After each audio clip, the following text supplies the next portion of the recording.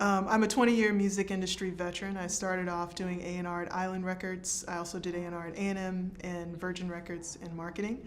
I worked in content development for Starbucks, and I've been an independent consultant for the last 10 years working in digital music with new companies, startups, artists, and nonprofit organizations.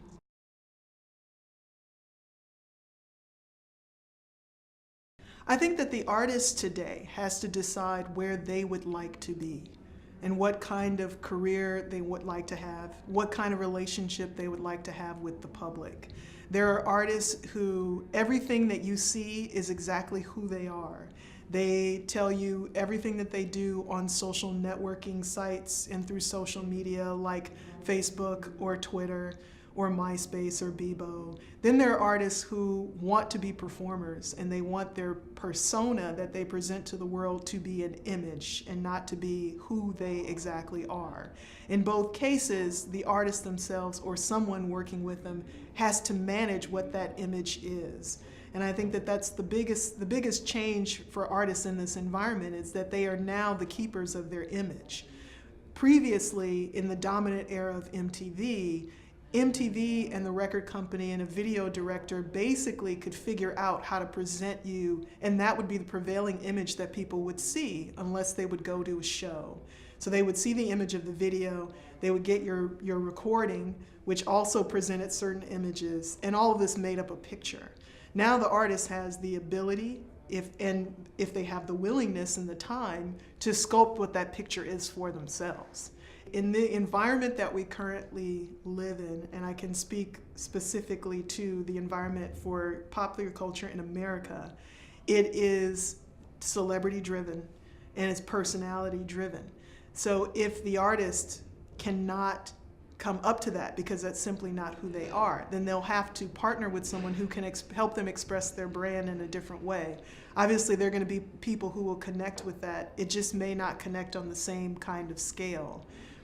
However, the connection that they do make with fans may actually continue for much longer because it may be deeper than just whatever the moment is for celebrity. I think there's been a power shift in music for the last 15 years or so. Labels desire more groundwork done by the artists before they'll make a deal with them. The cost in terms of getting to a point where you have a base that you can negotiate with has gone up. And it's been spread out across more people. But if you get that base, then as an artist and as artist representation, you are in a better position to get the kind of deal that you want to further your career. What the shift in power dynamics means for the record labels is that the record labels are going to have to reposition what it is that they offer to artists. They're going to have to expand, as some are currently doing, expanding their ability to engage consumers and to engage consumers across different types of revenue streams, whether it be from licensing or physical sales or digital sales or merchandise. And also, they're going to have to expand their ability to actually brand market an artist and to help that artist create a certain kind of position in the marketplace. The labels will continue to serve as a bank for people who need to get an injection of cash to take their career to the next level. I think the function will continue to narrow though, and the labels will continue in this path of basically picking up artists that have already created their own groundswell and created their own marketplace. I think the record label in 20 years will look a lot like its music publishing counterparts, where you have much smaller staffs. The staffs are focused on licensing opportunities, so they're basically looking for ways to exploit the copyrights that they own.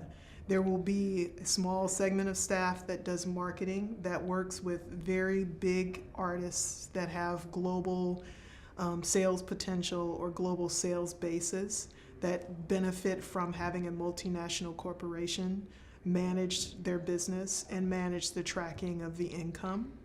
But for the most part, we're going to see the music industry continue to get smaller and more developments will happen at smaller companies doing it on their own.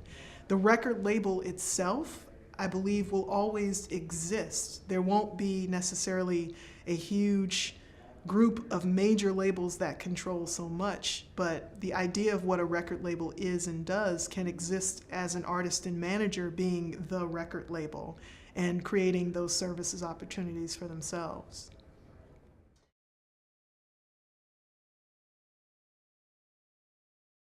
I think it's an incredibly fertile time for artists. There's no cap on what you can do in terms of expressing your creativity because the tools are there in terms of technology to make it happen. I think one of the most exciting things about the times that we live in is that we haven't yet seen what an artist might do with the technology to create something new. There is no limit to the capacity of the creative mind. If you want to have a problem solved, allow a creative person to address the problem. If we look at what's happening in technology, whether it be for writing, if it be for publishing, for music, for film, for television, creative people have not yet been turned loose with the tools to see what new art they might create from it. And I do think that ultimately it's going to come from a creative mind saying, I have unlimited bandwidth, I have unlimited storage. I can create anything. What do I want to present to my audience? What do I want fans to hear? What do I want them to know? Or even to have more artists commenting about the environment that we're in terms of being creative with a world with unlimited information. Now an artist can listen to music from almost anywhere, and it's as much as for the business person who reads the New York Times or the Wall Street Journal or the London Times and they see all this information and they're trying to take it all in. Artists are in the same boat. And as they start to take it in and synthesize it, they're going to come up with a new creative artistic product that's going to look completely different to people. And I think the experience is going to be different, and it can be richer and deeper, particularly for those fans who don't get to see the artist live, if they don't get to see that work themselves. Somewhere in the midst of all this technology is a way to give them a better experience.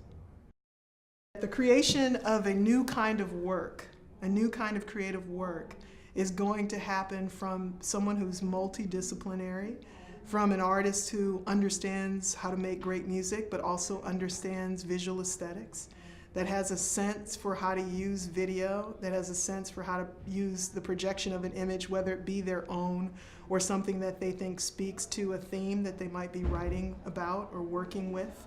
I think we live in an era where it's easier for creative people to pick up different things and try their hands at it. So every computer programmer I know just about is a musician. Every musician I know is a photographer or a designer. And people are finding these tools making it easier for them to express themselves in these different media, artistic media. And there will be those artists who'll come along and combine them in a way that we haven't yet seen. I wish I could tell you who, because I'd be working exactly with them. I'll keep looking though.